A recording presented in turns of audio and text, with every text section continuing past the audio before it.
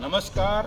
આજે ધંધુકા આવવાનું થયું, રવિવાર હતો એટલે સવારમાં અહીંયા એક મોટી હોસ્પિટલ જે મુસ્લિમો માટેની સંસ્થા હતી, એ મુસ્લિમો માટેની સંસ્થાએ સાર્વજનિક હેતુ માટે આ પીએમબી એટલે કે પીર મહેમૂદ શાહ બુખારી બાવાના આશીર્વાદથી હોસ્પિટલ બનાવેલ છે અને લોકોના સહકારથી બનાવેલ છે. તમામ લોકોએ આર્થિક સહકાર આપેલ છે. પરંતુ દર રવિવારે અને અમુક ગુરુવારે પણ અહીંયા કેમ્પ રાખવામાં આવે છે જુદા જુદા. આજે એમ્બ્યુલન્સ પડી છે પીએમબીની, એ એમ્બ્યુલન્સ પછી આ રાજેશભાઈ ગોહેલ સાહેબ જ્યારે ધારાસભ્ય હતા ત્યારે એમના તરફથી એમના અનુદાનમાં આ ગ્રાન્ટમાં આવેલી એવી આ એમ્બ્યુલન્સ, એનો ઉપયોગ પણ કેવો થાય છે કે ભાઈ તમારા અહીંયા કોઈ મયત થઈ ગયું તો તમારા ઘરથી લઈ અને કબ્રસ્તાન સુધી આખરી મંજિલ સુધી પહોંચાડે છે એમ્બ્યુલન્સ. પછી આ એમ્બ્યુલન્સ છે એ હમણાં ઝારખંડના એક દર્દી હતા, તો ઝારખંડના એક ગામડાની અંદર એ અહીંયા મૂકવા ગયા અને ત્યાં એને સારવાર મળ્યા પછી એને ઘરે પહોંચાડ્યા. એવી રીતે આ બધી જ જગ્યાએ આ જઈ રહી છે અત્યારે અને એવી ઉત્કૃષ્ટ સેવા આપે છે એવી આ પીએમબી હોસ્પિટલ, જે આ જૂનું જ્યાં અહીંયા શરૂઆત કરેલી, જ્યારે શરૂઆતમાં કોરોના કાળમાં ભયંકર દર્દીઓની લાઈન લાગેલી અને એ લાઈન વખતે જ્યારે અમારું આ ધંધુકાનું ખાનકા હતું જૂનું ગેબી ફળીમાં, અને એ ખાનકાની અંદર શરૂઆત કરેલી. આ ધંધુકાના યુવાનોએ ભેગા મળી અને જ્યાં શરૂઆત કરેલી અને આજે એક નાના એવા બીજમાંથી મોટું વટવૃક્ષ બનેલી આ જે સંસ્થા છે પીએમબી હોસ્પિટલ, તો આપણે ચાલો એની મુલાકાત કરીએ.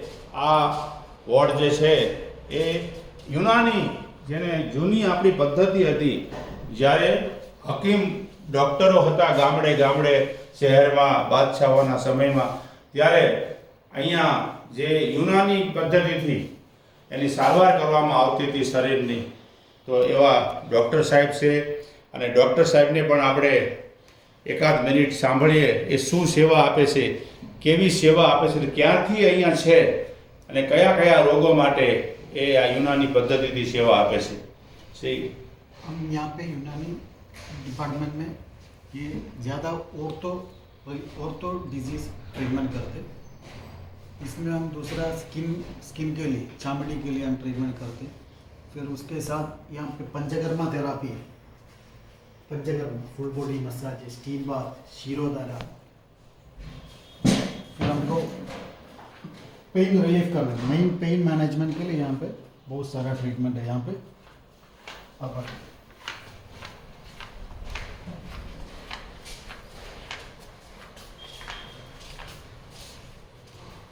ये पंचकर्मा थेरापी का इंस्ट्रूमेंट है पूरा. इसमें हम ये स्टीम बाथ बोलते हैं, इसका नाम स्वेदना बोलते हैं संस्कृत में. इसमें हम क्या करते हैं, हमारा बॉडी टॉक्सिन रिमूव करते हैं, पसीना बाहर निकलते हैं, मेडिसिन डाल के ये पंचकर्मा के लिए यूज़ करते हैं. Full body massage. ये इंस्ट्रूमेंट शीरोधारा, ये माइग्रेन रहते हैं किसी को, स्ट्रेस रहते हैं, उसकी वजह से ये शीरोधारा करते हैं. फिर ये हिजामा थेरापी हमारा बॉडी का सर्विस है, टॉक्सिन हमारा ब्लड प्यूरिफाई करने के लिए.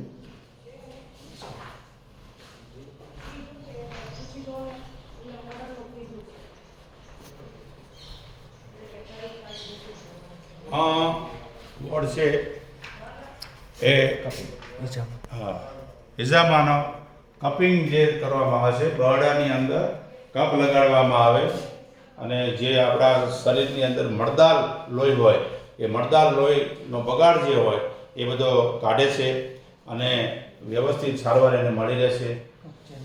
હા, અને કપ ઠીક ચેન્નઈથી લાવવામાં આવે છે અને ચેન્નઈના આ કપને બહુ સરસ મજાની સારવાર મેં પણ એ સારવાર લીધેલી છે અને ઘણું મળદાર લોહી મારા બરડામાંથી કઢાવેલ છે. તો એ પણ અહીંયા સવલત છે આપણી પીએમબી હોસ્પિટલમાં ધંધુકા. તો હવે આપણે આગળ બીજા વોર્ડમાં જઈએ અને ત્યાં પણ યુનાની મેડિકલ છે, એ દવાઓ બધી જે અહીંયા મળે છે, એ દવાનો સ્ટોર છે અહીંયા, અને એ પણ अपना फार्मेसी है यूनानी का, हाँ। इसमें पूरा आयुर्वेदिक यूनानी मेडिसिन से, सिर्फ क्लासिकल मेडिसिन है। इसमें हमको फ़ायदा कि हम अपना बॉडी को बहुत साइड इफेक्ट कुछ नहीं रहेगा इसमें। ज़्यादा मेडिसिन अभी क्या केमिकल कंपाउंड ऐड करते हैं, साइड इफेक्ट रहता है, ऐसा कोई साइड इफेक्ट इसमें नहीं। ये मेन ये क्लासिकल मेडिसिन है यूनानी का, इसकी वजह से बहुत फ़ायदा मिलेगा, साइड इफेक्ट कम है इसमें। નવી બિલ્ડિંગ તરફ આપણે જઈએ. લોકોના સહકારથી જે ધંધુકા વિસ્તારમાં લોકોએ જે આર્થિક ભંડોળ આપ્યું, અને એ આર્થિક ભંડોળમાંથી એક મોટું અદ્યતન મકાન આપણે બનાવી શક્યા છીએ આ પીએમબી હોસ્પિટલમાં.